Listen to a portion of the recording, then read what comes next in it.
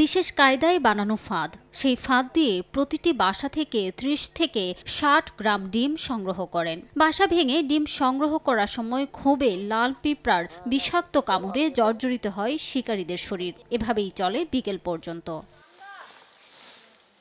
বেঁচে থাকার তাগিদে এমন ঝুঁকিপূর্ণ পেশাকে বেছে নিয়েছেন পাহাড়ি অঞ্চলের বেশ কিছু পরিবার। শৌখিন মাছ শিকারীদের বড়শি দিয়ে মাছ ধরার রসদ যোগান দিয়েই চলে তাদের সংসারের চাকা। কয়েকটি গ্রামের একদল মানুষ প্রতিদিন সকালে বাড়ি থেকে বের হয়ে যান ভাগ্যকে পুঁজি করে। সারাদিন চষে বেড়ান বনে বাদারে, দূর দূরান্তের ঝোপ জঙ্গলে। যে যেদিকেই যাক না কেন তাদের চোখ আটকে থাকে গাছের মগডালে। খুঁজে বেড়ান লাল পিঁপড়ার বাসা। দিন শেষে কেউ পান ৩০০ গ্রাম, আবার কেউ বা পান ১ কেজি বা তারও বেশি। দূর দূরান্তের গভীর বন জঙ্গলে সাপ, বিচ্ছু, মৌমাছি, এমনকি হাতির তাড়া খেয়েও থেমে থাকে না তাদের জীবন সংগ্রাম। সন্ধ্যায় নিজ গ্রামে ফিরে আসেন সংগ্রহ করা ডিম নিয়ে। এরপর প্রাথমিক প্রক্রিয়াজাত শেষে ওজন করে বুঝিয়ে দেন ক্রেতার হাতে। কেজি প্রতি পান ১২০০ টাকা। তাদের অভিযোগ, ঢাকায় এসব ডিম দ্বিগুণ দামে বিক্রি হলেও ন্যায্য দাম থেকে বঞ্চিত হচ্ছেন তারা। আমার 2 ছেলে ডিম ভাঙে প্রতিদিন।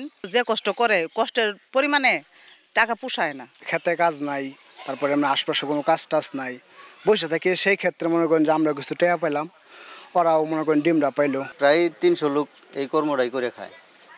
মানে সবাই তো এই এলাকা তো গরিব। এখানে পিঁপড়ার বাজার হয় প্রত্যেকটা দিন, এইভাবে সারাটা বছর বেচা কিনা চলে। এটা হলো পিঁপড়ার বাজার। এরা দাম কম পায়, এরা তো পাটি চিনে না, পাইকাররা আছে আইসা এরা এখানে যোগাযোগ করে নিয়ে যায়। এলাকাটা অনেক দরিদ্র, তাই জীবিকা নির্বাহের জন্য আমাদের গ্রাম থেকে প্রায় ৩০০-৪০০ লোক আমরা জীবিকা নির্বাহের জন্য বিভিন্ন জায়গায় পাহাড়ে, বনে জঙ্গলে ডিম সংগ্রহের জন্য যাই। ফলদ গাছে পিঁপড়ার বাসা থাকলে ফলন কম হয়, তাই এদের বাসা ভেঙে প্রকৃতির উপকার করছেন বলে দাবি ডিম সংগ্রহকারীদের। যে গাছে পিঁপড়ার বাসা করে সেই গাছে পাখি বাসা করে না, কারণ সেই গাছে পিঁপড়ায় পাখির বাচ্চা খায় ফেলা। পিঁপড়া বাড়লে উপকার হয়, গাছের উপকার হয়। গাছের কিরা থাকলেও কিরা সারে, মানে পিঁপড়া গাছে বাসা বাঁধলে গাছের পাতাগুলো নষ্ট করে। পরিষ্কার পরিচ্ছন্ন করে ফ্রিজে ৩ মাস পর্যন্ত এই ডিম সংরক্ষণ করা যায় বলে জানান ক্রেতা আবু বক্কর। এই ডিম ধরে পরিষ্কার কইরা আপনার ফ্রিজে ২-৩ মাস রাখা যায়। এই জিনিসটা আমি এই জায়গায় সংগ্রহ করি, কইরে এখান থেকে লোকের মাধ্যমে পাঠাই। শেরপুরের ঝিনাইগাতির রাংটিয়া সহ আশপাশের গ্রামের প্রায় ৩ শতাধিক মানুষ এই পেশায় জড়িত। সময় সংবাদ, শেরপুর।